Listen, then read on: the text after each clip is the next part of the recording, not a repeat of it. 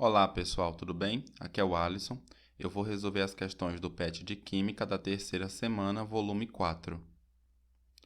A primeira questão diz: responda. Letra A. O raio atômico é baseado em qual característica do átomo? Justifique sua resposta. Letra B. De modo geral, como varia o raio atômico na tabela periódica? Então vamos começar pela letra A. O raio atômico é baseado em qual característica do átomo? Justifique sua resposta. O raio atômico vai se basear na relação que existe entre a carga nuclear, na verdade, entre a carga nuclear efetiva e o número de camadas eletrônicas preenchidas que existem no átomo. Se a gente analisar um mesmo grupo, uma mesma família, a gente vai perceber que quanto maior for o número atômico, maior será o número de camadas preenchidas por elétrons e, portanto, maior será o raio do átomo. Já no mesmo período, o número de camadas preenchidas por elétrons é o mesmo. Então, quanto maior for o número atômico, maior vai ser a atração entre os elétrons e o núcleo. Assim, quanto maior for o número atômico, menor vai ser o raio quando a gente analisa o mesmo período. Então, a letra B diz, de modo geral, como varia o raio na tabela periódica. Como a gente viu na letra A, numa mesma família, no mesmo grupo, quanto maior for o número atômico, maior vai ser o raio. Ou seja, o raio cresce de cima para baixo. E no mesmo período, o raio vai aumentar da direita para a esquerda. Quanto maior for o número atômico, menor vai ser o raio quando a gente analisa o mesmo período. Analisando a tabela periódica, vai ficar mais fácil enxergar. Então, se a gente olha, por exemplo, o hélio, o neônio, o argônio, os gases nobres, a gente vai ver que o neônio tem um raio maior que o hélio, o argônio maior do que o neônio, o criptônio maior que o argônio, e assim por diante. O raio aumenta de cima para baixo. À medida que o número atômico aumenta, o raio atômico também vai aumentando. Por outro lado, no mesmo grupo, a gente vai ver que à medida que o número atômico aumenta, o raio diminui, ok? Então, por exemplo, se a gente comparar aqui no mesmo período lítio e flúor, o flúor tem um raio menor do que o lítio. Tanto o lítio quanto o flúor contêm duas camadas que contêm elétrons. Logo, quando a gente aumenta o número atômico, a gente vai diminuir o raio, porque a atração dos elétrons pelo núcleo aumenta. O flúor possui 9 prótons no núcleo e o lítio possui apenas 3. Então, a carga nuclear do flúor é muito maior. Então, em um átomo de flúor, o núcleo consegue atrair muito mais os elétrons para próximo dele. Então, a gente pode dizer que o raio aumenta da direita para a esquerda. A atividade 2 diz: responda. Letra A. Qual a principal diferença entre os termos afinidade eletrônica e energia de ionização? Letra B. De modo geral, como essas propriedades variam na tabela periódica? Então, vamos começar pela letra A. Qual a principal diferença entre os termos afinidade eletrônica e energia de ionização? São conceitos bem diferentes. A afinidade eletrônica vai ser a energia envolvida quando um átomo no estado gasoso recebe um elétron. De um modo geral, existe uma liberação de energia. Em alguns casos, ocorre também a absorção de energia, tá? Mas, de um modo geral, acaba ocorrendo a liberação de energia. No caso da energia de ionização, é o oposto, é a energia necessária para arrancar um elétron de um átomo no estado gasoso. E a letra B diz, de um modo geral, como essas propriedades variam na tabela periódica. De um modo geral, quanto menor for o raio do átomo, maior vai ser a energia de ionização e maior vai ser a afinidade eletrônica. Embora, de um modo geral, a gente consiga enxergar algumas tendências, no caso da afinidade eletrônica, essas tendências não são tão bem definidas. No caso da energia de ionização, a gente consegue prever com muito mais precisão essa periodicidade, embora existam algumas exceções.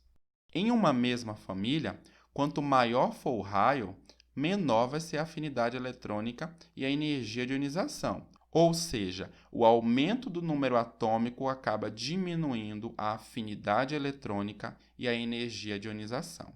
Então, a gente pode dizer que aumenta de baixo para cima. Já no mesmo período, o aumento do número atômico vai implicar no aumento da energia de ionização e da afinidade eletrônica, ou seja, aumenta da esquerda para a direita. O exercício 3 diz: os elementos químicos A, B, C, D e E apresentam os números atômicos 26, 11, 9, 3 e 7, respectivamente.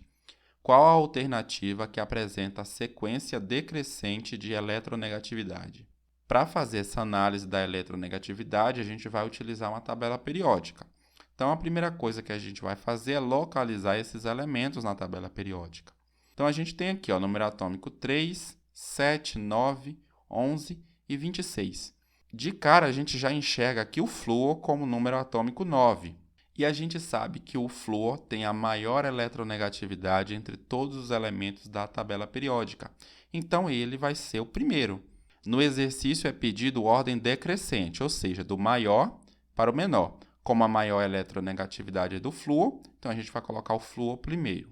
Analisando os elementos restantes, a gente pode concluir que o nitrogênio é o segundo mais eletronegativo. Quanto mais próximo um elemento estiver do flúor, mais eletronegativo ele é. Quanto mais longe ele estiver do flúor na tabela periódica, menos eletronegativo ele é. Essa regra vale de um modo geral, embora existam exceções. E a gente não pode aplicar isso aos gases nobres, ok? Logo em seguida, o átomo mais eletronegativo seria o ferro. E, por último, os menos eletronegativos são os metais alcalinos, ok? Os mais eletronegativos estão próximo do flúor e os menos eletronegativos são justamente os metais alcalinos. Entre o lítio e o lítio é mais eletronegativo do que o sódio. Então, ficaria 3 e depois 11. De todos esses elementos aqui, o sódio é o de menor eletronegatividade.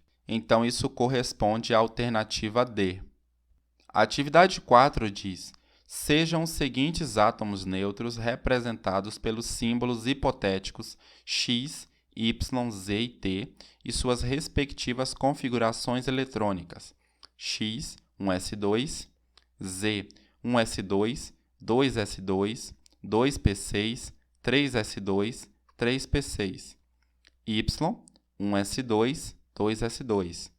T, 1s2, 2s2, 2p6, 3s2, 3p6, 4s2. O que apresenta maior energia de ionização é... Vamos analisar o elemento X. A gente percebe o seguinte, 1s2. Isso significa que existem 2 elétrons no orbital 1s. E são esses únicos elétrons. Notem que o elemento químico que apresenta 2 elétrons é o elemento químico hélio. Como o hélio apresenta maior energia de ionização da tabela periódica, obviamente que a energia de ionização de X é maior do que a de Z, do que a de Y e do que a de T, ok? Nem precisa analisar os outros. O exercício 5 diz: do leite ao peixe, os minerais estão presentes em todos os alimentos. São fundamentais para o corpo humano, atuando como poderosos coadjuvantes da saúde física e psíquica, ao manter bem ajustado um sem número de funções. Pela sua importância, são classificados macrominerais, cálcio, ferro e fósforo, microminerais antioxidantes, cobre, magnésio, zinco e selênio, microminerais dos recursos hídricos, potássio e sódio. É correto afirmar que: letra A, sódio, cobre, zinco e selênio pertencem ao mesmo período da classificação periódica. Então, analisando a tabela periódica, a gente vai ver que não é bem assim. Cobre, zinco e selênio fazem parte do mesmo período, o 4º período da tabela periódica. Porém, o sódio faz parte do 3º período. Então, essa alternativa está incorreta. A letra B diz: ferro possui, em seu estado fundamental, o subnível D incompleto.